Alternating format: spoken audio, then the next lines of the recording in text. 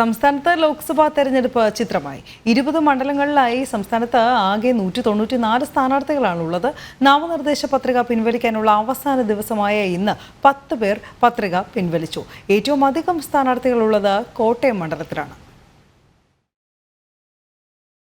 നാമനിർദ്ദേശ പത്രിക പിൻവലിക്കാനുള്ള സമയപരിധി അവസാനിച്ചതോടെ സംസ്ഥാനത്തെ തെരഞ്ഞെടുപ്പ് ചിത്രം തെളിഞ്ഞു കഴിഞ്ഞു.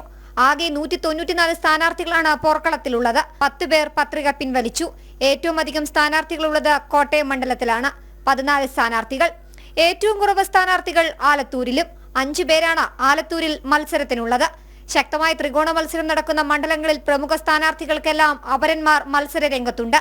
പത്രിക പിൻവലിക്കാനുള്ള അവസാന ദിവസമായി ഇന്ന് വടകരയിലെ കോൺഗ്രസ് വിമതൻ അബ്ദുൾ റഹീം നാമനിർദ്ദേശ പത്രിക പിൻവലിച്ചു. നരിപ്പറ്റ മണ്ഡലം കോൺഗ്രസ് ഭാരവാഹിയായിരുന്ന അബ്ദുൾ റഹീമാണ് പത്രിക പിൻവലിച്ചത്. ഇടുക്കി മണ്ഡലത്തിൽ സ്വതന്ത്ര സ്ഥാനാർത്ഥിയായി നാമനിർദ്ദേശം നൽകിയിരുന്ന മനീഷ് കഴിഞ്ഞ ദിവസം പത്രിക പിൻവലിച്ചിരുന്നു. മാവേലിക്കരയിൽ ഒരാൾ മാത്രമാണ് പത്രിക പിൻവലിച്ചത്. UDF സ്ഥാനാർത്ഥിയുടെ 2 അപരന്മാരും പത്രിക പിൻവലിച്ചില്ല. തൃശൂരിലും ഒരാൾ മാത്രമാണ് പത്രിക പിൻവലിച്ചത്. സ്വതന്ത്രനായി പത്രിക നൽകിയ KB സജീവാണ് തൃശൂരിൽ പത്രിക പിൻവലിച്ചത്. പതിവ് പോലെ അപരശല്യവും വിമത സാന്നിധ്യവും എല്ലാം ഇത്തവണത്തെ തെരഞ്ഞെടുപ്പിലുമുണ്ട്. സ്ഥാനാർത്ഥികളുടെ അന്തിമ പട്ടികയായപ്പോൾ വടകരയിൽ ഇടത് സ്ഥാനാർത്ഥി KK ശൈലജയ്ക്ക് 3 അപര സ്ഥാനാർത്ഥികളുണ്ട്. UDF സ്ഥാനാർത്ഥി ഷാഫി പറമ്പിലിനുമുണ്ട് 2 പേർ. കണ്ണൂർ, മലപ്പുറം, തൃശൂർ, കോട്ടയം, മാവേലിക്കര എന്നീ മണ്ഡലങ്ങളിൽ സ്ഥാനാർത്ഥി പട്ടികയിൽ സ്ത്രീ സാന്നിധ്യമില്ല.